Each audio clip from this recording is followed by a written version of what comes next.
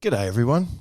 Proud to say Barkarati is brought to you by Radix Nutrition, makers of the most technically comprehensive nutrition products that have ever existed. Unlock your potential with Radix.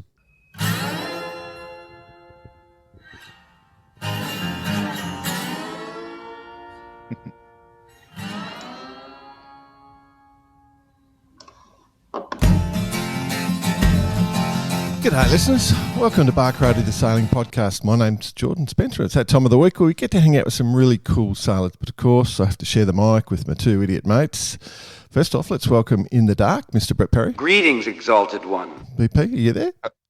Hello. Hello. This will be a good one. He must be grumpy. Yeah. Well, if he's not talking, we'll bring in the other bloke. No, it's early. Let's get in the other bloke. He had a voice that could make a wolverine purr. Mr. Nick Bice, it's not early where you are. She ain't early in NZ, bro. Land of the long white cloud. For a week or so, just dropped in at home. Made sure the key still fits in the lock, which it didn't. Had to go around the back, knew where the spare was. Last week and now in NZ. Loving it. Knew where the Loving spare it.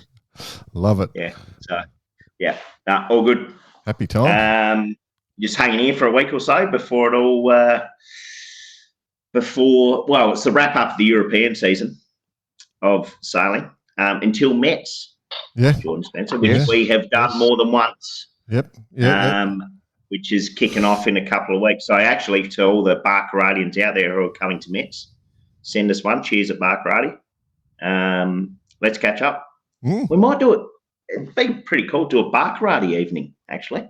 At Mets. Sponsored by Southern Sparks. I might be going. Might be going. You might be. Wow. Yeah. Well, you're going to have to change your attitude, young man. No, you know that doesn't happen. Yeah. And Jordan, you mentioned you're on with two of your idiot mates. I think it's fair to say you're probably on with three of your idiot mates today. Oh, you're gonna pre-announce? I'll bring our guest in there. Well, he No. was Go for it. What are you going to say, BP? he was brought up in the right crowd. Put it that way. Yeah. It was our guest today is someone who didn't have a choice. He had to go sailing. He had no choice about it. Choice, I can tell you. He was. The day I got his mum out of the kayak to take her to the hospital. We'll get him Probably stop there, eh, BP? What's that? Probably stop there, huh? Yeah. Oh no, you know her mum. You know his mum. She never stopped. But geez, BP, if you listen to that sentence again, when you go back and re-record, people are going to be thinking all sorts. Anyway, No, but she was working the day, and it was like, oh yeah, I think I should go. When okay, let's get you off. okay. So yes, we were there, Jess. Oh, sorry, it's not even. Yeah, excellent. Oh, yeah, go ahead. Introduce. Who is it? Okay, all right. So our guest today, we're going to talk about the Sharpie class. So it's one of the iconic Australian classes, and if you sail Sharpies, you know all about it. If you've never sailed a Sharpie, you're missing out. It's one of the amazing classes. They've got a big nationals coming up. We do like to feature on the classes, and we reached out to South Australia's class president. Someone we've known since he was born. We saw him running around in nappies. He's still wearing them some late nights, you know. Of an evening. But, accomplished sailor in his own right. I don't know, 13 or 14 Adelaide Lincolns, competed at the Champions League in the World Champs. Sydney to Hobart with your dad. That would have been fun. Big result at the Etchells in the past, and the right man to have a bit of a chat about the Sharpies because he lives the lifestyle, and so welcome to Barkarati, Jess Mitton. How are you, mate? Thanks, gents. I think occasionally, Jordan, Mum, wish I'd put a nappy back on when running around the club. There are photos, Jess. There are photos. That was only last week. Sure. She's like, just get your nappy back on. Yeah, exactly right. Well, we all remember those days, and you were innocent then. Yeah, not so much now. Yeah. All right, let's talk about the hero of the show. What the hell is a Sharpie? If you're sitting in Sweden right now, and it's starting to get real cold and dark, what why would you be interested in the Sharpie? What would make you sell one? They're a 3-person high-performance dinghy. So designed in the 1930s. And I think that's the incredible thing about them. We haven't changed the hull shape or anything like that in the past 90 years. Or 1925 or 35, I think it was originally brought to Adelaide. So, 90 years we're celebrating this year of the design. We haven't changed a whole lot, but the key feature is that the three people sail together, which you can imagine lifts the banter, which you guys are all about. But we get one extra person to hang shit on, typically the she-dan, who's the little person in the middle. Which is they're the brunt of it all. So 3 sails, spinnakers downwind. They're quick on the plane. They're easy to handle and hard to handle well. So it really opens the door for all levels of competitors to give it a shot. So there's one guy on the wire, 2 hanging off the straps with their legs. It's just said skipper, sheet hand. Except for the she-dan, he normally just sits there. Yeah, doing nothing. Or she, for that matter. To lure it. Well, he's taken so much shit, he can't hang out. There's a lot of nicknames for Sharpie, though. So give us some of the nicknames, because let's be honest, longboat's the obvious thing because they're 20-foot long, basically. Yeah, longboat is probably what we call it most of the time. Sharpie, white boat. But long boat is the typical sort of slogan that we label the boat with. So, Jess, before we started, ask me, because I'm a bit older than you, how much Sharpie sailing I'd done, and obviously predominantly 5.0s, and jumping from a 5.0, going wire to wire from a 5.0 to wire to wire on a Sharpie is quite a major change, because often you overstep and you're out the side, because the Sharpie is a lot narrower. Lot narrow. Yeah, they are long and skinny. Absolutely. Yeah. But nothing beats the Sharpie on a windy day. It's just insane how good those things are on a windy day. So, trying to give this. And as you mentioned, go on. As you mentioned, we're so lucky in Adelaide with our conditions. We've got nice big rolling waves. So the long boat, skinny boat, surfing down waves with the kite up it's one of the best fun boats to sail for sure. And let's be honest, we've all sailed them on the show. So all the hosts, Bicey, I think I actually own one. I'm sure we'll get into it, but as mentioned, I think episode 313 from memory. Off the top of your head. We've got one that we'll be doing the nationals in. We'll talk about it. But I'm going to jot down a few notes here just to pass on to my fellow crew members, Jess. I've got 1, sheet-in rat. You're going to get shit hung on you. 2, Carl and Howard. But hard not to overstep for a man of that stature. So we're going to need some coaching in that matter. And me stopping that trick at the back, basically. We're good. Might add one in, Bites, because you reckon that skippers hike. So I reckon Rat needs to keep an eye on you as you sail around, because I reckon there's minimal let's not get too carried away. Maybe off the start line, that's about it. Well, it's a very loose term. It's a very loose term, hike, with Bicey, so he probably just will be sitting there. Yeah. So correct. If you further, depends how long the steering, the tiller extension is as well. Remember? Mm-hmm. Yeah, cut down. Yeah. So for the listeners who haven't seen a Sharpie, they're a very cool boat. They're great fun to sail. And one of the things that make it work really well is the class has modernised the boat. So as Jess said, it's we're celebrating 90 years, but it started as a heavyweight. Now it's a lightweight. They've lost, it's a different construction. There's more modern rig, like a very modern rig, fully batten main. It's a symmetrical kite. It's got bigger over the years. Carbon's starting to come through, but they're still running an alloy mast like a 5.0 does.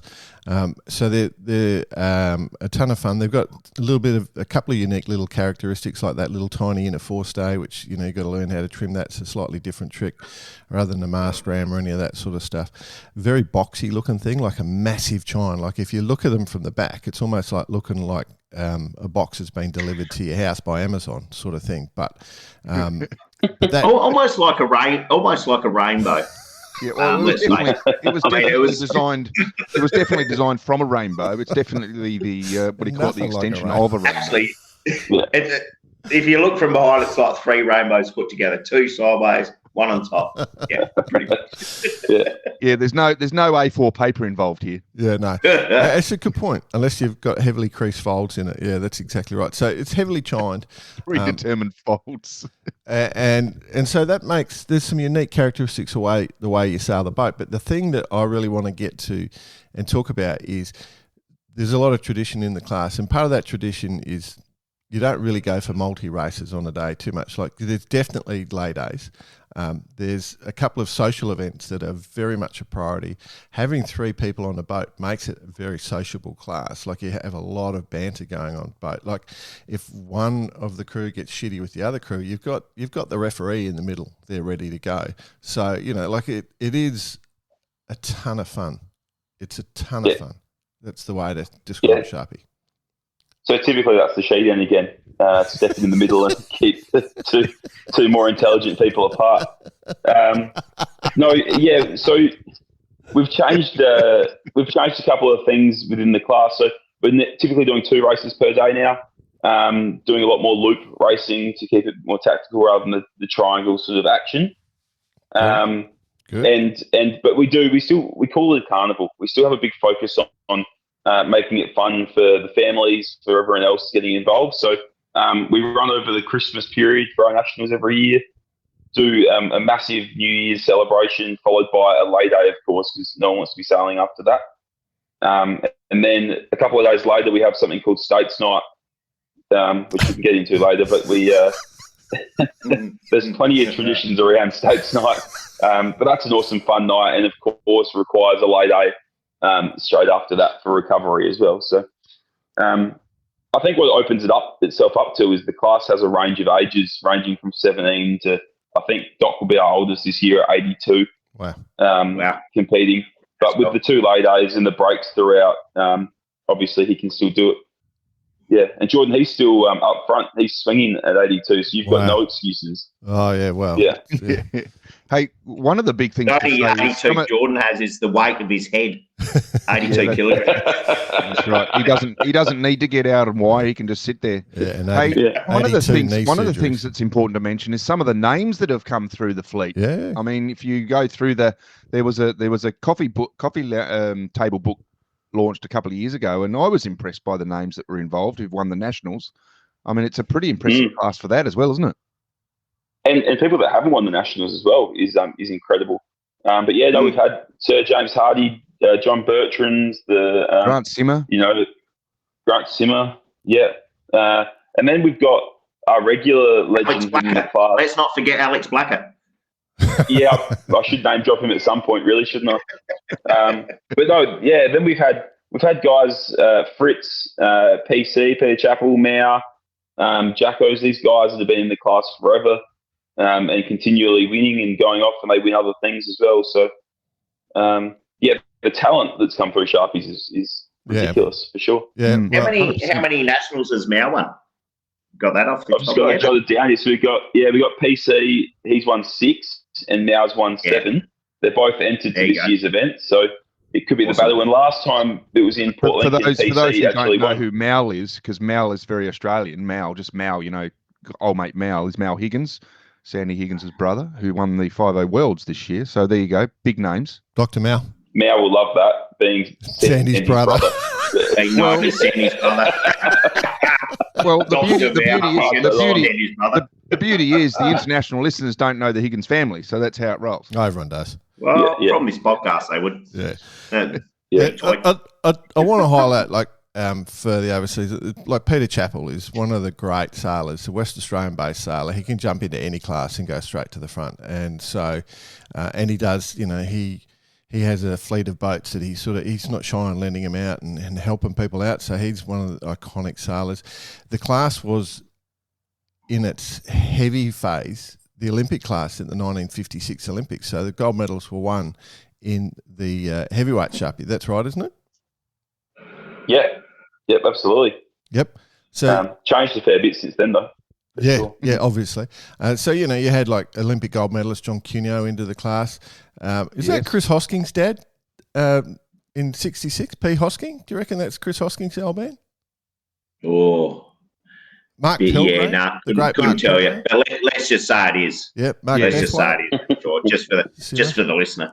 But yeah, so Fritz is Robbie Jewson, one of the other great, all-time great sailors. Mal Higgins, as we said, iconic. So Peter Chappell. So what you've done, Gary McLennan, another iconic sailors. And then, it's just, as a kid growing up in South Australia on boats, it's a pretty exciting thing to be out there, at the yacht club. And these guys, like for me, it was Soz and it was bloody Fritz and it was, Namu, like Tony Hansen on the wire and just a whole range of ones. Hey? Erky Mitton was, that would have been during your time. Absolutely. Sure. And, It's funny, Jordan, it's the same names for me growing up because, like I said, longevity within the class, but those guys were still going even when I was young, coming through and still competing at such a high level. So, and they're still there, the Sam McLeods, these sort of guys that are still racing at such a high level. But we're lucky in South Australia. We've always had a fleet of about 40 Sharpies on the water. And so if you roll down to a sailing club and the States are on and there's 40 boats, 120 sailors coming in off the water all having a beer, it's a big weekend. It's a party. Every weekend, every Saturday. You have no choice but wanting to get involved and go sailing against those people. One of the big things about the fleet is the boat names. yes, that's true. Now I'm not a Sharpie sailor. Obviously, I haven't spent a lot of time in South Oz for a long time, but there is some classic boat names. Bossy, what's the boat name of your boat? Have you got a boat? You said you had a boat. Oh yeah, the VB Express 2. Oh, there you go. Yeah.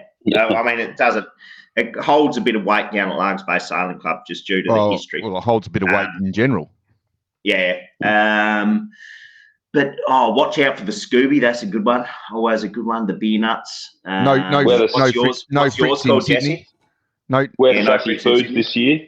What are you? Which is Sassy Foods. My uncle had one dot with a slot at one stage, which probably wasn't so appropriate. And we had Robbie Dewson, whose nickname is Fritz. No Fritz in Sydney. Yep. Yeah. It's only Australians would get that one, but there's luncheon meat, polony. It's not called Fritz. It's polony. Doesn't quite make the same. Doesn't quite make the same sound, does it? No Mr. Language. Wear the fox hat. You remember that one? Yeah, where's the fox's hat? Yeah. Mm-hmm. And then my favourite was as a kid. I remember in Western Australia, heading home from the yacht club as about 8 years old, and my old man starts laughing because there's a Sharpie rolls past, and the name of the Sharpie was Kangaroo Edward, which is very innocent unless you know the abbreviations for kangaroo and Edward, and then put the words together. So, Roo and Ted. Wow. Roo and Ted. No. Mr. Language here, Rolly Sussex. Yeah. That was what started me on the path, boss. Yeah, I like it. Right there. Yeah. Yeah. So obviously, so we got the Lincoln Nationals coming up, Jess. How many boats are we looking at, you think? Yeah, so we've got about 40 entered so far, so we need to get those numbers up, but we've got 73 people. That reminds me of, I'm going to enter today. That'd be good. So you got 41. 41. We got 41. Cool. No, we've got 73 boats that we've rang and they've confirmed they're coming. So that fleet's massive. That's obviously 219 people on the water. And we've got about 13 other boats that are saying they're interested. They're right on the path of them. They need to find one more, or they're just weighing it up. So if we can get 7 more and get to 80 boats, that'd be absolutely massive. Wow. Yeah, there's not many dinghy fleets in Australia pulling these sort of numbers, and we get to do it pretty regularly in the Sharpie class, so we're pretty spoiled. It's true. We're pulling the numbers with the age group too, right? Like you say, 17 years old to 82 years old. It's pretty phenomenal in that regard.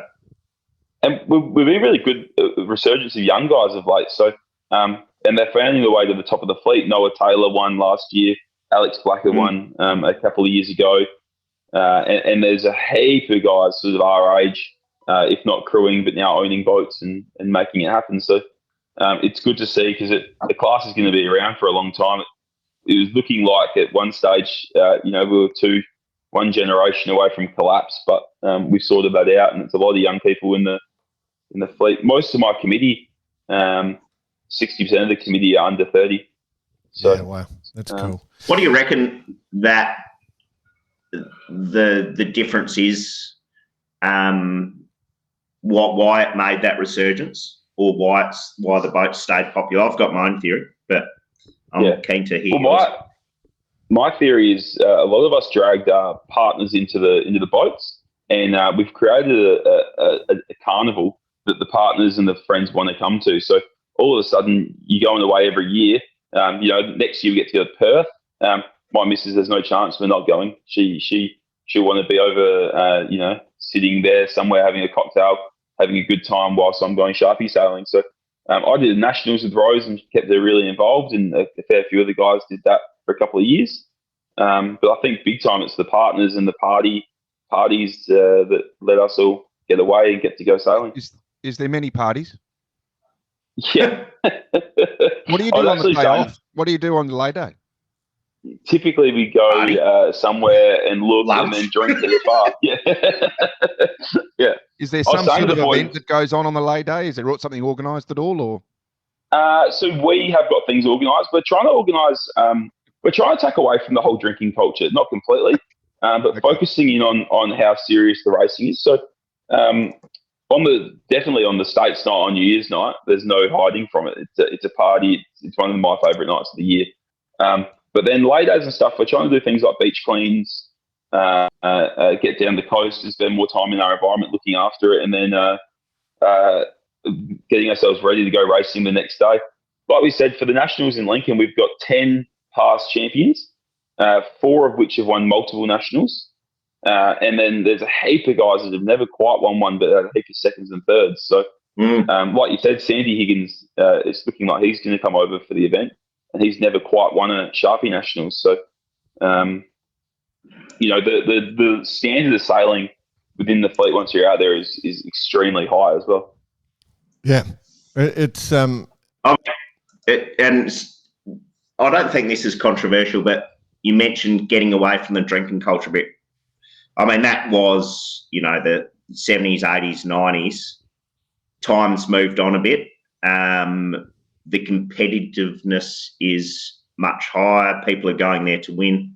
I think it's a good point to make, because I think you could almost say the Sharpie fleet's been tarnished a little bit with a brush of that it is a bit too much party action as opposed to sailing action. But it's a good point to make. It's people are there to win. It's not just the party. So it's good fun. It's good fun for sure. Absolutely, it's a carnival, and we have a ball. And within our 70 boats, obviously there's 75 hopefully boats. We have a big range, But the top 20, I reckon everyone that finishes in the top 20 will go there with the hope that they're going to win the Nationals, and probably are in with a chance of winning the Nationals. Of course, then you've got 60 boats behind them that are there because it's their holidays and they're there to have a good time. So the two groups mix in really well. It's a lot of fun. Everyone's helping each other out off the water, and then it's deadly serious once we cross the white line and head out there. Yeah. Hey, just a quick one, Jess. I'm just filling out my entry form now. What's my sale number? 905. 905. Cool. Yeah. Thanks, mate. There you go. That's, of course, SA 905. Yeah, absolutely. It is important to understand. Like, one of the things that the Sharpie class has always offered is, there's the whole fun element. So, as you said, Jess, the top 20 are going there to win the Nationals, and then there's 60 boats that really don't have a shot at it, and they've got to have fun as well. So what the Sharpie class is, whether it's drinking, which it was a lot in the past, and I've got to say, the times I did Sharpie regattas, I had a damn good time doing a bit of that drinking myself. Like, I enjoyed it, and I was one of the guys that was I was on boats that were trying to win. I was being carted around by some good sailors. So, but for that ability to create enjoyment right through the class has always been one of the strengths of the Sharpie class. I really respect the whole element about the beach clean and doing things like that, because it's a new generation, as you said, and it's important. So it's a good idea. Yeah. It's a bloody good idea. Well, that's it. We get all our enjoyment out of the water and the ocean, so it's best that we do try and give back a bit and make sure we're looking after it, and we're on the forefront of that. Yeah. Which I guess leads us into the algae bloom conversation. I was going to bring that into Jordan. Some idiot said there's a bit of algae over in Lincoln a couple of weeks ago on Bar Karate. What do you want to say to him? Jeez, did you stir the pot there? Yeah, we've actually misinformation, mate. It's the word of the year. Misinformation. Yeah, it's worked quite well for us, Jordan. 3 of the boats from Lincoln have come over for the state titles, and I heard they're just headhunting you. So I'll have to break to them that you're actually in Queensland. Yeah. Don't worry, it's not a very big hunt. Yeah. They can see it. He's in Queensland. You can see it from there. We've got a breakout of algae bloom, of blue-green algae in South Australia at the moment, but it's noticeable for sure. We've had a lot of dead fish wash up on our beach over the past probably 5-6 months, but we are racing regularly in it. We're not getting ill, we're not sick, we're not getting irritation. For the Nationals in Port Lincoln, we're yet to have it in the bay, in Boston Bay. Right. It is over that end of town, but it is sort of collapsing away from Lincoln and then coming back as it's sort of fluid and moving. But we haven't had any problems in the bay, in the race area yet. And we've got precautions in place. We've got eye washing stations, all that sort of stuff organised, ready to go if there was to be a problem during the event. But at this stage, it's we're problem free, ready to go. So there's absolutely nothing stopping the Nationals at this point, which is exciting. It's like if you're wondering, going to South Australia and going for a yacht is as good as it gets on the planet. You've got good heavy wind. You get to lean hard because there's plenty on. Lincoln's a fantastic town to go to. It's not a place. It's a unique experience. You want to get out over there, country town, middle of Australia. It's definitely worth a go. Those guys that were hunting for my head, they may have got up to Queensland because there was some vandalisation of the big pineapple, which is just around the corner from me. And they might have got confused. They mistook that, did they? They went, there's his head. Yeah. But yeah, no. Same haircut. Yeah, true.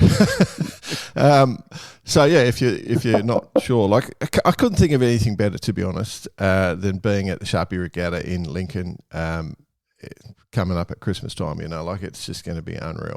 And the sailing itself. I mean, the Boston Bay, what a place to sail. Yeah, possibly the best in the world. Yeah, second best. It's the second best, isn't it, Bossy? Well, we don't want to brag, but yeah, probably the best. Yeah. Oh, is it? Well, I'm putting it out there. Yeah. Yeah. It's good sailing. Yeah. Bicey bangs on about my favourite event, the Adelaide Lincoln race, all the time. But when you get to sail somewhere and end up in a place like Lincoln, all the locals, everything, like we'll have sausage rolls homemade every day. We'll have stop it. We've just got word that we've got 3 2-kilo packs of prawns to give away each day. So we'll be giving that as a door prize every day. There'll be seafood coming out of our eyeballs. Port Lincoln is, for the listeners, is the home of Australian seafood, no question. Absolutely. Yeah, correct. And we're, like we said, we're just so spoilt. We've got Coffin Bay around the corner with the oysters. So we've got someone within the club that has a couple of oyster farms, which is handy. Good old Clarkie. Yeah, correct. So we're spoiled. We can't wait. Everything's it's Mackay Diva on the beach looking over us, making sure everything's fine. Yeah, that might get in trouble as well, I reckon. There is a photo getting around, Jess, as we know. Can confirm that probably the most important thing, Jess. You mentioned you sail. Obviously, a lot of families sail against each other, and there's quite a lot of rivalry. Probably the most important point, and one we sort of should think about seriously as we move towards the event, is the on-course banter. how does that stand up in terms of, like what are some of the things you might sort of say to try and get into the head of your closest opposition? I don't think they're appropriate for live stream, for a family podcast, for a family show. But I guess it comes down to the same thing we were saying before. So when these guys have been sailing against each other at such a high level for so long, they're best mates. Not just in the boat, but the boats around them. So if it's not best mates, it's father sons, it's cousins, grandpas, the whole lot. So do you put in extra effort for your dad? Well, I need to teach Dad the rules because last state titles we crashed into the side of him and it was definitely his fault. So there was definitely some words spoken then. Luckily, his boat had more damage than mine. So a classic. I jumped in on a Sharpie for a state heat down at Port at Victor Harbour, and so I'm sailing with Fritz, and next door is Cadbury. In the motel, Fritz and Cadbury. Yeah, and next, welcome to Australia, listeners. Yeah, and we have a quiet sort of dinner together, and then head back to our motel room, and then wake up the next morning to try and exit the hotel room. And every chair, table that was in the hotel was wedged against our door. There was like 40 chairs and tables just wedged, and so and that's kind of the fun stuff that goes on. So there was a lot more to that story, but I can't mention any of that. Hey, well done, Mr. Boss. Entered 41st century into the Australian Sharpie National Championships. Well, actually, while we got that discussion, so Boss, you've entered as a competitor to the Australian Sharpie Championships. What's your training program going to be like in the lead up? Oh, that is a bloody good question. We went for a sail about 6 or 7 weeks ago. First of all, I had to find out where the boat was. As it turned out, it was at the yacht club, which was a bonus. So that made things a little bit easy. Myself and forward hand Carlin Howard, we caught up to have a Sharpie meeting the other morning. And there's a fair chance the only thing that will drag us through this event and give us a good result is going to be our coach, one Jordan Spencer, because we're pretty sure we do not have the opportunity to sail before the actual nationals. That's a hell of a coaching required gig. Yeah, you'll be fine. Just be at the event. Good luck. Be at the event. Well, Jess, you're part of the pace. We're sailing on the pace next week, the 40-footer. Yep. So there's no Sharpie sailing next week.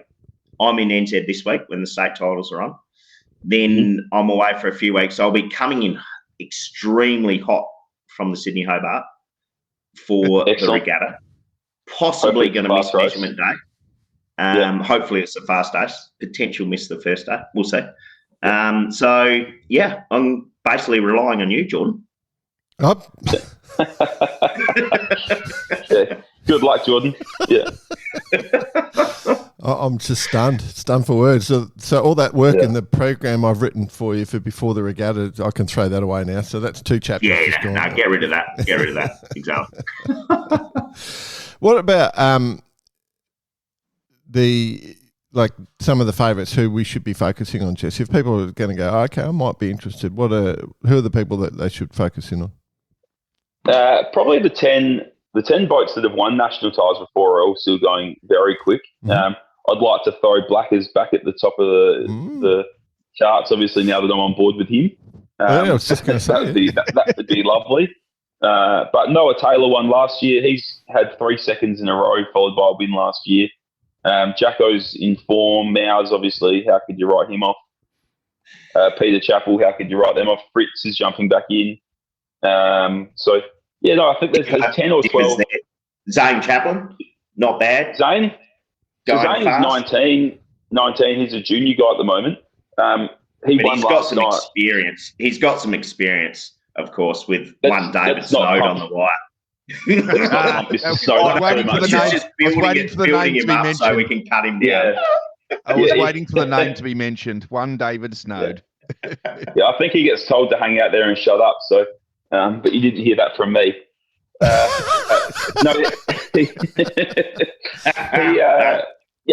He gets told that quite a lot, Jess. Yeah, I think so. Just hang out. Zanos won two state heats last weekend against all the favourites. Luke Stevens is another one it's his hometown. Snook could be up there. Snook will be. Sure, with Rhino. He's definitely a Rhino favourite. I think at this stage I reckon there's, like I said before, genuinely 20 guys that would be going there thinking they're the boat to beat. I guess the big difference about there's one that's not really expecting to win. Probably top 3 though. VB Express 2. Yeah. Probably one of the big points to take out of this. One of the big points to take out of this one. It's flat water. I was just going to ask. Let's discuss the conditions because if you look at the Sharpies, in general, they we sail off the coast in Adelaide, which, as you mentioned earlier, you love a good wave and you love surfing. And this is a flat water event. So does that change philosophies? Does that change sail shapes? Does that change rig setups? Yeah, so we'll run the same sails as we typically do. Cliffo, one of our legend sail makers here, he's having a year off making sails for health reasons. His gear's normally quite deep, and if you're going to go big waves, he was the guy to buy anyway. But we've changed over to Dave A, as mentioned on the podcast a couple of times, and he has a bit of a flatter setup and a bit faster and stuff. So, that will change. But I think the cool thing with the Sharpie is that they just keep getting faster. So if we get a big blow on the flat water of Lincoln, it'll be a real hold on and hope for the best sort of racing style. So it'll be really exciting. Well, there has been some cracking vision of the boats, and I guess that's probably a really important point as well. Is there going? I mean, we've seen technology enter our sport. Is there going to be some form of live stream? Is there a possibility of that? Yeah, we were hoping to pull a live stream off. We don't think we will at this stage, which is a bit of a bummer. We're looking into trackers and having that running each day. But obviously there's a massive cost involved in trying to get live streaming over the line. I mean, we've still got some sponsorship options open, including our naming rights sponsor. So if anyone out there in the listeners wants to jump on, Bar Karate could be the guys for the Bar Karate Australian Nationals. Yeah. Yeah, now we're talking. If sponsorship is something that people can help with, live stream was definitely something I was interested on, especially the last 2 days. I think that would be really cool. Yep. Yeah, good idea. I mean, I'm just looking at the fleet itself and, the people that are sailing in the fleet. But, if you look at sailing, there's always this conjecture. It's a boring sport. It's this and that to watch on TV. But the Sharpies, especially if there's a blow, would be just super cool. Yeah, no, absolutely. And we've got Down on the Sail signed up. So they're already doing videography and photography for us throughout the event. So they'll have 2 guys full time. So, I mean, look, they're the informed platforms to use for media, I think, and we're pretty stoked to have got them over the line. Yep. And signed up. And of course, Harry is a legend within the Sharpie class, ex-national president and now 2-time champion. Surely Dylan Clark would come and offer his services. Yeah, you'd think so. Yeah. We need to use that up for sponsorship. That'd be a good option. Coffin Bay oysters. So Harry Fisher, who we're talking about there, which is Down Under Sail, and he will provide. So there will be video packages, and of course Harry's dad, Mike Fisher, another legend of the class, in many ways. That man. So it'll be good to tune in from a local perspective, boss. What sort of weather conditions would you like if you were setting your boat up? Say you were just coming in cold without that much training, and you just thought, right, I've got to set my boat up for certain conditions. What are you going to set up for? Like a rainbow. Oh, it doesn't matter. Just pin in and go left, 100%. On you, Nico. So the race. Go, Harry. I mean, reality is Port Lincoln it's not as consistent as an Adelaide sea breeze, let's say. Mm-hmm. So you're either going to have 4 to 6 knots from the east or a stonking southerly, like 20-25. Mm-hmm. You might that time of year get a northerly, which will put up a few waves in the bay. But reality, if it's a southerly, proper southerly, flat water, fast sailing. So as you mentioned, like the sail, flatter sails, faster boats, I think is important. Which kind of leads me also to talk about the actual different boats and the tools. I was just about to ask that and question. Where you can get them built, and are we seeing any kind of homemade boats? I know Jacko, he's homemade. He's got a new boat now. But there's a couple of options out there, right? And there's a bit of a tolerance. Not as much tolerance as we've seen in the Etchels, of course. But, there's no tolerance left in Etchels. But there's a bit of a tolerance. And is anyone the Hazelgrove hulls, my understanding, they're pretty much right in the middle. Yeah. They're always like a consistent performer. But there's a couple of options out there, right? We've got 2 commercial builders now. So we've got Hazelgrove. The big thing where the Sharpie class is awesome is everything hull-wise is made in Australia. We haven't shipped overseas yet, which is I think is a big selling point. We've got a Kangaroo on our mainsail, and we're doing as much of the work we can using Australian trades and Australian labour. So we've got Tim Hazelgrove and the Hazelgrove family who've been just unbelievable in keeping our class alive over a long period of time. And Tim still is doing a great job. I think he's done 6 boats for this Nationals, which is obviously massive. And then we've got the Yacht Lab team there, the new kids on the block, and they haven't had as many boats go through their moulds of late. Their moulds needs a bit of work done to them, but their boats. Alex Blacker got a brand new one, won the Nationals. Noah got a brand new one, won the Nationals 2 years later. And right in the middle of that, Jacko won in a fairly new Hazelgrove hull. So you know, you can pick either way. And then there's some guys, the Definers in Melbourne at the moment, who have revolutionised the Sharpie, obviously within the measurements of what we can do. But they're building a new mould at the moment, and so that'll be interesting. I think they're going to potentially commercially try and build Sharpies out of Victoria as well, which would be unbelievable. Is that, the JP is building? Is that one? Yes. Yes.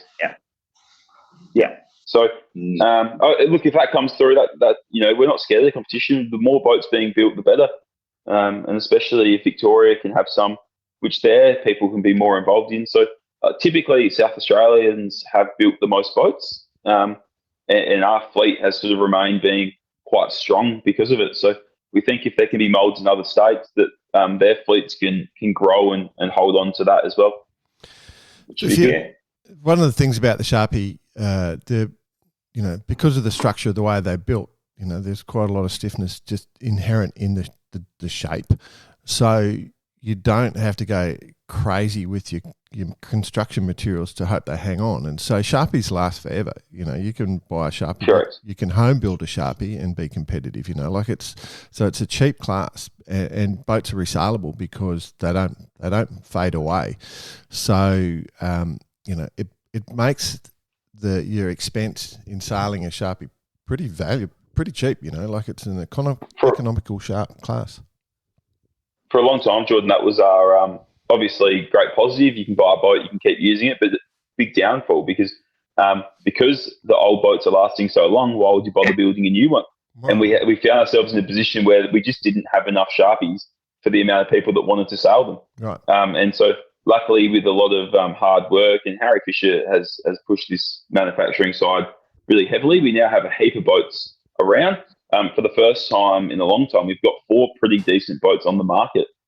So if people did want to get in, for the first time in about 8 years, here's your chance. We've got some boats on the market. We've got good changeover. So, and we've got boats on the market ranging from $4,000 to $15,000. So, there's sort of a buy-in point for everyone. Bargain. There might be one on the market after the Nationals, maybe the first. Is that SA 905? What's the rules on foils? Because I had a few beers with Guillaume Verdier last night. He thought we could develop a new Sharpie. We'll call it the French Australian Sharpie. I'm sure. Yeah, we could enter that into the fleet, right? That'll be pretty handy on the start line. As our national measurer says, you could enter with anything you like, which is we might protest you out. So, yeah. Foils on a Sharpie would be pretty exciting because the listeners wouldn't know, but the centerboard isn't exactly a high performance foil. Just about to say that big block of aluminium. Yeah. Luckily not aluminium anymore; it's all carbon. But yeah, that's where the Yacht Lab guys have gone really well. They've got some molds for the for foils, so they're pumping out really high level foils, and they do batches of about 10. And a lot of the older boats have found that just by replacing their foils, getting new foils on board, it's given the boat a whole new lease on life, and they've taken off again. So, nah, it's all to do with the coach, definitely. Who's your coach, Jess? Actually, I might book your flight now, Jordan. How's that sound? Yeah, the super Sean Keane for us, who sits in the middle. He's our in-house intensity coach. Yeah, he can lift the intensity at all times, and he's always got plenty to tell me. Yeah. It's very cool, mate. Yeah, so Sharpie going good, and I think the thing that that you slipped into that conversation that I found, you forget is it's the kangaroo on the sail. That's the insignia for the Sharpie, very iconic Australian class. Like it's like last night you had the Fred Neal regatta. Now Fred Neal is absolute legend of the sport in Australia. Like America's Cup sailor.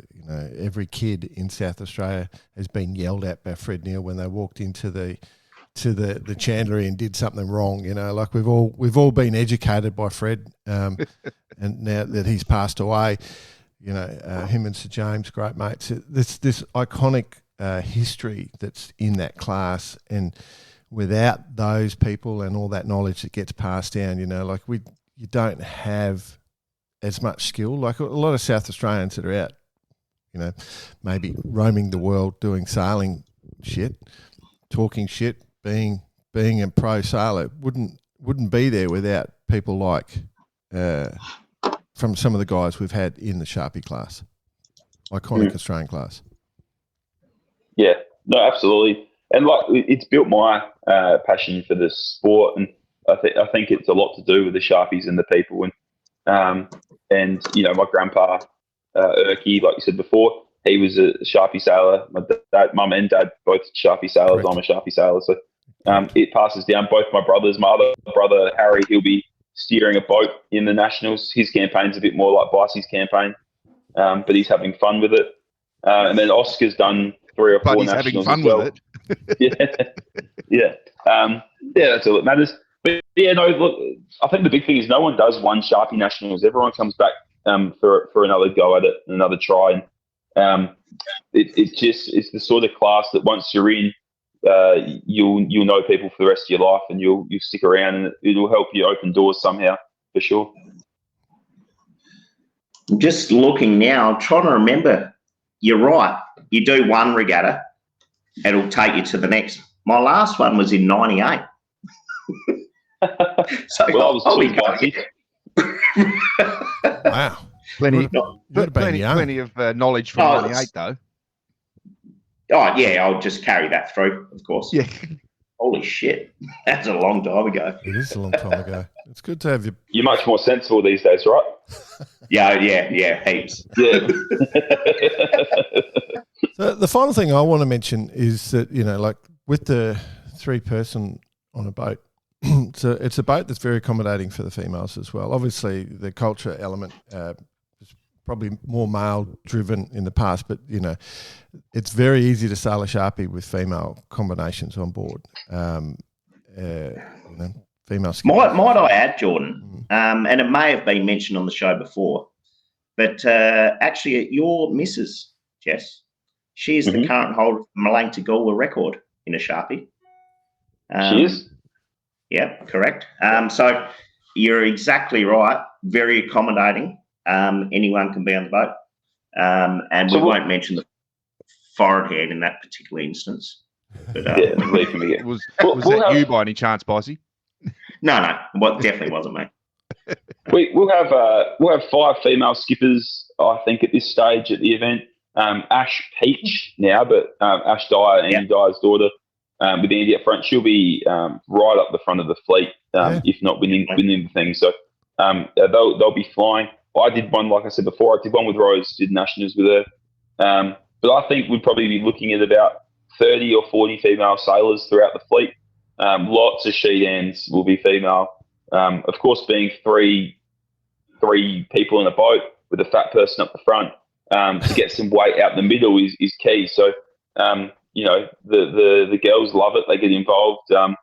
I'll tell you what the big change is, Bicey, which would be a bit of an eye-opener for you, is they love the new bar slide, the young girls. So that can cause some problems at times. Yeah. But no, all in all, we're now led. You said it was a serious class. Well, it's a serious class for everyone. Absolutely. No, we're now led at the top end at the national level by Maddie Salter. So she's our national commodore, national president now. So, we're fully inclusive to everyone and bringing in as much as we can. Only goes to show you let Bicey in. The other thing that Sharpie allows really well with 3 people is, it's a good way to bring a new person into the sport because you can sort of cover the roles.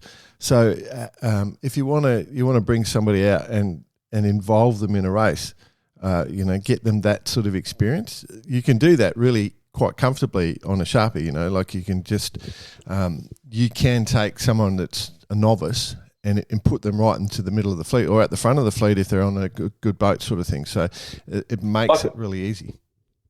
We mentioned at the beginning, John, that they're such an easy boat to sail and such a hard boat to sail well. Obviously to get 3 people putting their foot in the leeward chine at the same time and pumping a boat together and all these little things to get the 1% done is really tricky.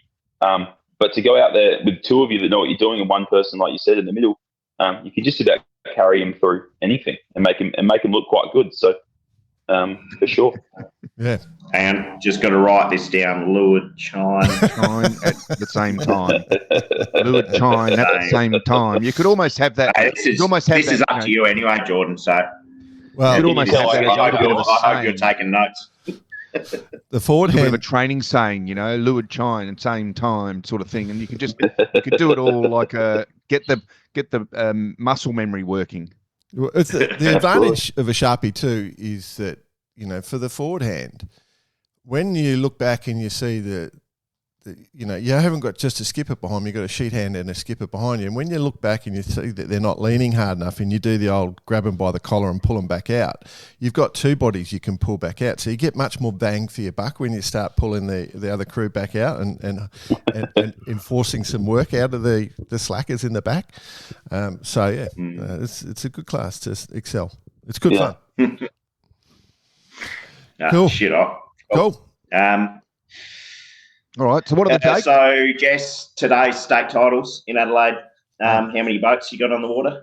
Quickly. I reckon we're still missing a couple, Bicey, not to point fingers, but I think we're 20 to 25 boats in SA at the moment. So Bangers has come down from Victoria, which is nice. We've got 1 interstate boat.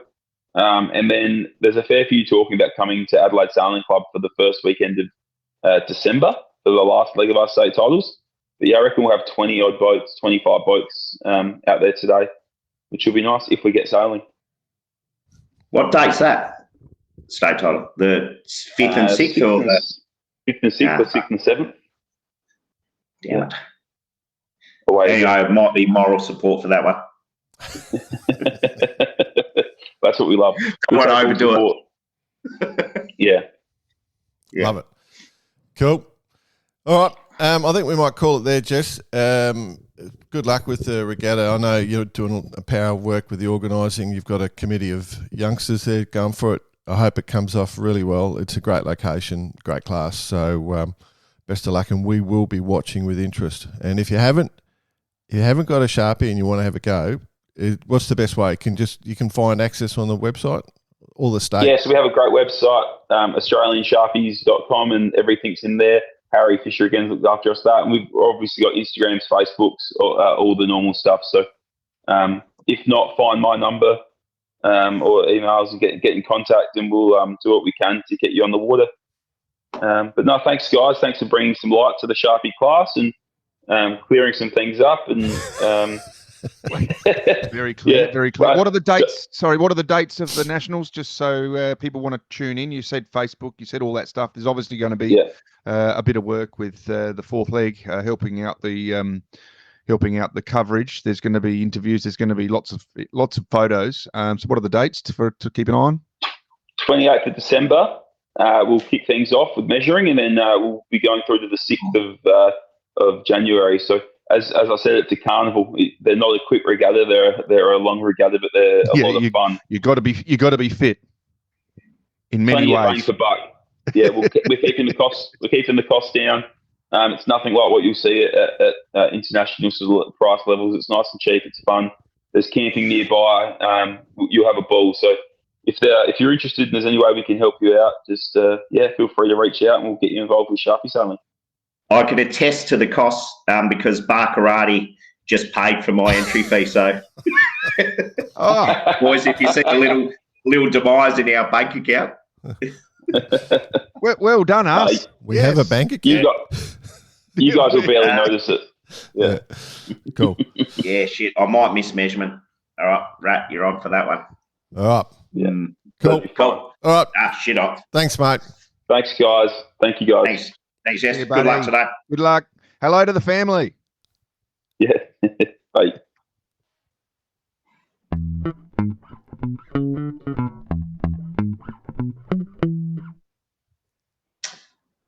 Good man, Jess. Leading from the front. Awesome class. Only question I do have is, are you ready, Jordan Spencer? To take the VB Express. The world's hardest coaching job, I tell you. Mate, so I was just chatting, when I went home just to check that the key still fits in the lock. I just talking to the wife about going to Lincoln. She's like, maybe you don't have to go. I was like, you don't understand. It's a Sharpie Nationals Import Lincoln. Yeah. Which is one iconic venue, iconic class, and there's going to be 70, 80 boats. How cool. And of course your hometown. So, you know. Yeah, that's right. Hence starting at the pin going left. Yeah. Yeah. It's going to be great. So good luck to all the competitors out there. I hope you guys have fantastic regatta, as said. And obviously recovery is going to be a major part. I was going to say, nutrition-wise, Bicey, how are you? What's your plans there? Oh, it's got something to do with some amber fluid, I'm guessing.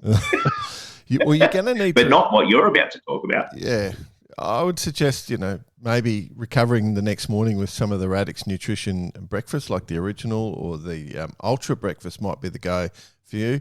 They've got over 5,000 5-star reviews on the old Radix site. So she's... What?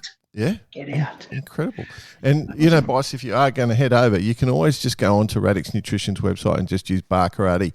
One word, it's a discount code, and get a discount on the friendly people from Barkarati.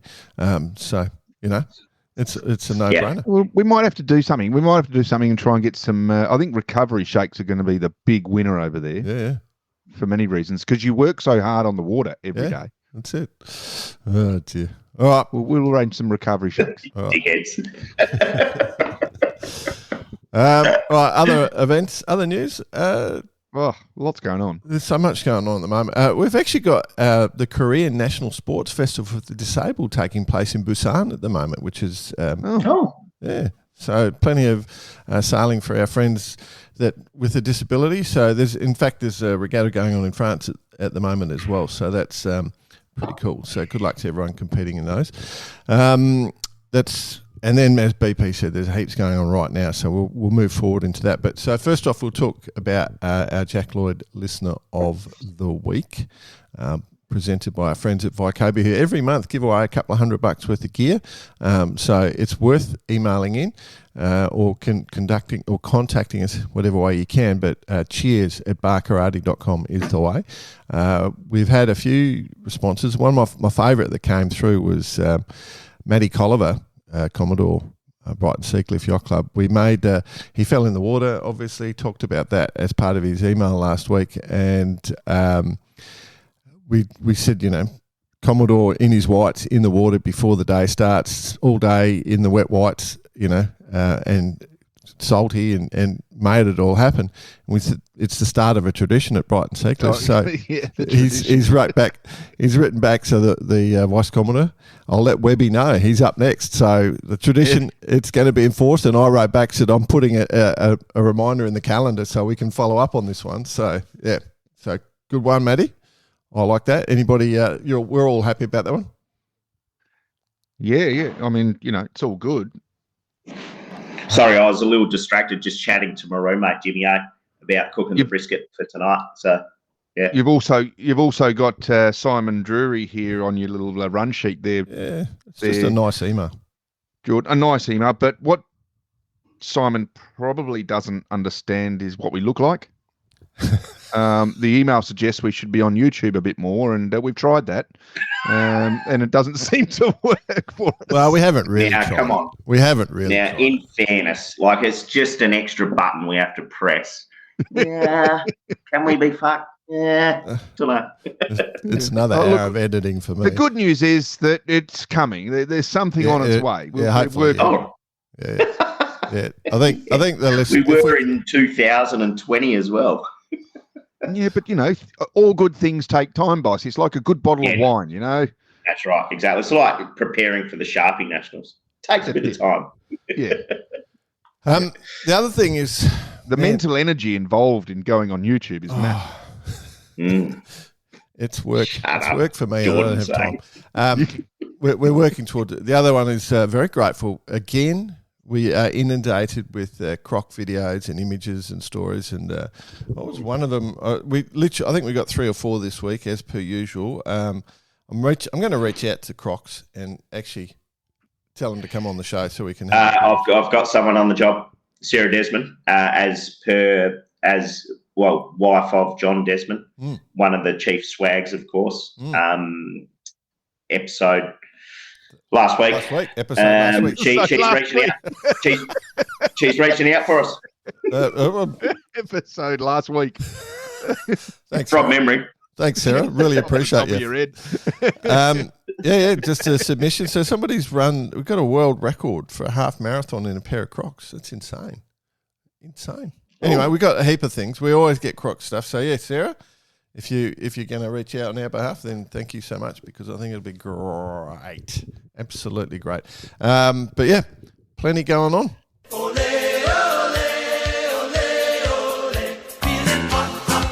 It's hot time with Bice. How does your roommate feel when you pull your pants off every time? That Jimmy, sorry, mate. Just ripped me trackies off. Middle leisure. Maybe we could do a bit of a session at the Nationals, actually. I'd love to. It'd be good. It'd be good. We'll book your tickets today. Good on you. Right. What's happening? Oh, take it out. Just take it out of the bar karate account, mate. Oh no, already done that. What? What's happened? American Magic out. America's Cup. Oh. What is going to play out here? So, the way I see it, you've got the Italians, why. Fully committed Italians. Rumour of a second Italian team. Italians aren't going to stop until they win it, are they? Alinghi, that's on the edge making their decision. There was basically the cutoff was Friday. Mm-hmm. When was that? Yesterday, the 31st. You can do a late entry but there's still. a 3-month extension. Yep. So Alinghi, apparently they're going to make their mind up in the next month or so. Yep. The French have lost the Grand Orient sponsorship, or not lost. I'm not sure, and I don't want to speak out of term, but they're still going ahead as K Challenge. The English, well, with Sir Ben, that's what, from what I understand, is moving forward. Americans are out. So I'm just wondering, are these guys biding their time? So after the next cup, when it's going to be the full governance of all the teams being involved, as opposed to now it's still essentially run by Team New Zealand. I don't know. What's your views? Well, so one of the things in the rule is that they've got to use the same hull and the same rig as the last cup. There's no way. Like a Lingy, what they sailed like 10 minutes of the cup last time because they dropped a couple of masts, so they obviously were doing something wrong. And then I'm not sure that I suspect a Lingy won't turn up as well. We're likely going to talk to one of the teams, aren't we? I think we've made that call. We're going to pick up the phone. We're definitely going to pick up on that, get a bit more factual background, because at the moment it's kind of just a lot of background, a lot of different media outlets that essentially is just us. What I see happening is those boats are going to be used one way or another. In what way? By someone. At some point in time. Bit like a Sharpie Nationals, Bicey. Bit like a Sharpie Nationals. Are we going to see a deed of gift match? Oh, wow. Jeez. That would be crazy. You know what we need? We need a bit of a third party on this. Sam Bourne would be perfect. He would be able to give us the full rundown on exactly what's going on, what conversations, who's in, who's out. So I was sort of thinking more along the lines of Barkarati sailing team, we'll just rock up on the day and take it on. My big question is deed of gift or America's Cup. Doesn't matter. The barge will be there regardless. Barkarati barge. We need to do it while Ian's still in charge. We should just get the Patriot American Magic's boat and just sit out in the middle of the track, just floating. Probably all it was good for. No, sorry. No, of course not. Just sort of put the dig in. Right, enough America's Cup. What else is on the Cafe Lior, which kind of switched under the radar last week? We commented on this, didn't we? It went under the microscope because of the change of name. It did. Yeah, which is actually a bullshit excuse. It's the Transat. We should have been way over it. What do we got? Four old teams, 20 on mockers, I think. Ocean 50s had maybe 10. Three of them landed on their head. And the class 40s, there must have been 40 of those little bastards racing around. We had a few beers around the table at Knockoff last night and watched the start at Factory at Southerns. The old teams are kind of, just cruising along, doing 100 knots. Reasonably docile, just because they're so big, and that's what it looks like. And then you've got the Ocean 50s, pretty nifty little fellas kicking around. Crazy things. They're like bucking Broncos, those things. The old mockers, speaking of bucking Broncos, like there's some that just sit on the foils beautifully. And you've said it before, like it would be great just to have some elevators on the rudders for all sorts of reasons. Just one to move the foil a bit forward because essentially they're just balancing on the foil. Yeah. On the like elevators on the foil and the way better boat. Anyway. Yeah. And but then the class 40s, how cool are those? I love them. Absolutely just love smoking. Yeah. That's why this race is 40 foot is like literally planing. It was bloody cool. Yeah, very cool. Yeah. So there's been a bit of action, obviously, with the 350s flipping pretty much straight after the start. So everyone's across that. Paprika Kia hitting that nav buoy around the separation zone. That wasn't good. So they had to go back and fix their foil and their spreader, side stay spreader. And then Bank Populaire, their rudder, their sort of accidental kick up on the rudder, so they quickly repaired that. And that was pretty interesting because they ended up coming out on the west side of the weather system and looked like they were going to catch straight back up. But now they're transitioning through some pretty ugly light winds, so I don't think that's going to work out for them in the old teams. But it's been a challenging week with that sort of, they've had to go upwind. A lot of them are cruising down the African coast now, but going through those sort of light wind zones, it's pretty challenging. But it's good. It's good racing. We've got the old teams. They have to go down to their turning mark in the bottom of the Atlantic. Yeah, that's right. And then back to the finish. You got the 50s going around Cape Verde, and then you've got the mockers going around the Canaries, and currently you've got the class 40s stuck in La Coruña during the big storm, and they'll probably take off. By the time this as we're speaking, speaking, they'll be underway. Yeah. So but it never ceases to amaze me. Like, pretty cool. So what did we have? 40, 20, so 70, 80 boats. Pretty cool. Oh, it's fantastic. Pretty cool. It is fantastic. I can't believe BP wouldn't let us put it on the show last week. Yeah. I know. I'm sorry. I just completely missed it. Poor BP, not fair. But mad respect to the French and putting this on. It's just a race from Le Havre to Martinique across transatlantic, and trying to time it so everyone gets there at the same time is just unreal. So the ultimates will go around Sao Pedro, Sao Paulo, and then to Ascension Island, and then back up into Martinique. That's there to extend it, as you said, the 50s around Cape Verde, and the Omoka's just going around the Canaries, I think, and straight across. Yep. And then So probably this time next week we'll have some finishes. Yeah, so we'll update. We'll make sure it's actually in the run sheet, BP, please, for next week. No worries on it. You're like the sheet hand today. Yeah. No, every day. Standard. Just stuck in the middle. I've got clown to the left of me and a clown to the right. Rightio, what else is going on? Hang on, let's look at the J70s. run sheet. J70s. It's always the J70 Worlds. It's always J something, actually, Jordan, J. Fuck, here we go. Yeah. It's all to do with the J. Yeah. Yeah, honey badger, the US honey badger leading the way on that one. Honey badger. Yeah, I know. That's a bit cheeky. How can that be a US thing? Yeah, I know. It's very cheeky. Very cheeky. The badger. You don't have many badgers in Australia. Yeah, but it's our word.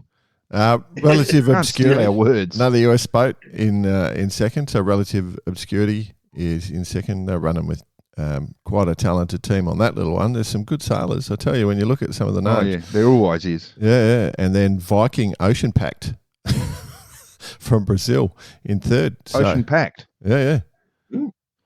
Anyway, that's well and truly underway. It'll be finished by the time this goes to air. So good luck to everyone there in Argentina sailing J70. Argentina. Yeah. Lovely. The other thing is, we mentioned it's always the J70 Worlds. It's not just in the one spot. It's all over the place. Yeah. Makes it hard to ship your boat. It'd be a fortune to run those things. They're not cheap to buy either. No, you just have a boat in every place. Yeah. Just get a couple. All clear. All clear. It's a bit like the Volvo Ocean Race of old. You just have to ship one set to there, and then the next set is at your place you're at. Yeah, exactly.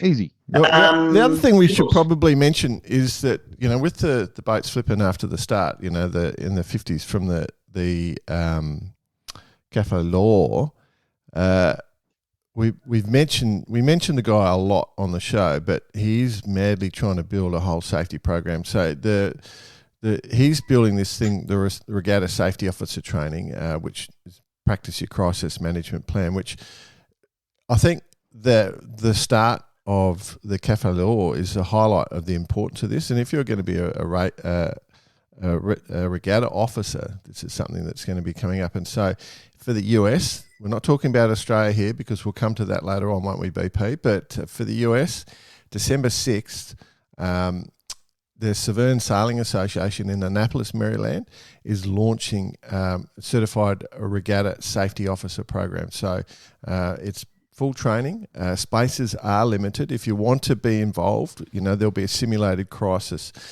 You get a certification from it. Schaefer, the guy that's behind all this is what he does for a living. He does it for the United Nations at all sorts of levels. Contact sale at ministryofsailing.com for details. Okay, so December 6th, it's 9 to 4 in Annapolis. Sale at ministryofsailing.com. You happy with that, BP?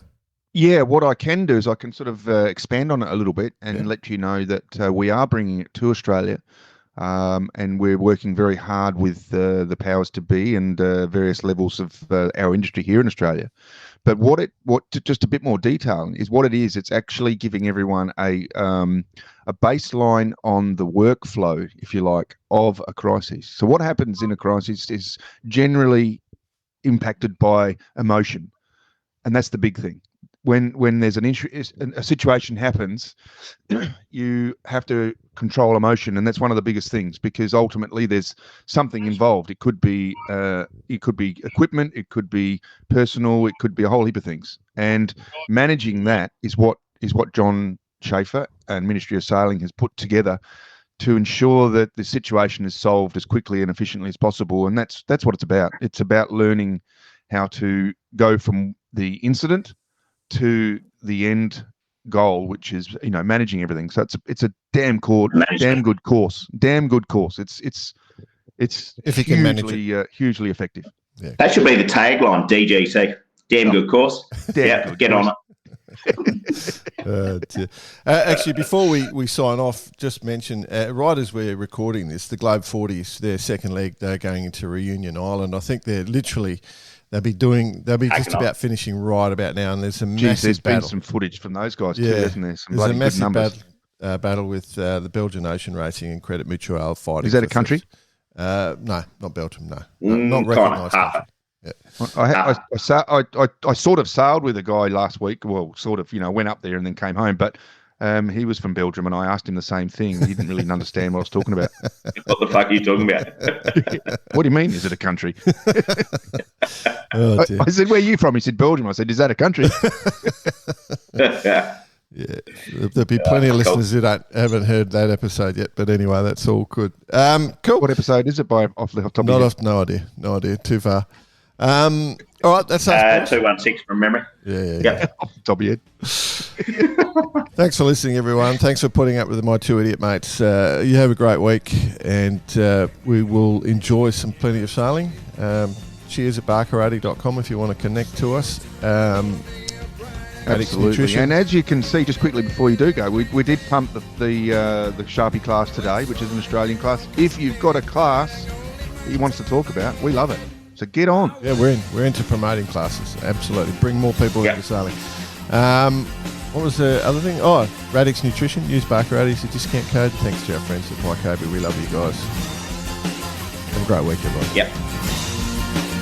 Cool. Nice, boys. Come on. Love you, work. Get the song on. I meant to be sitting next to the guitar so I could play along with it.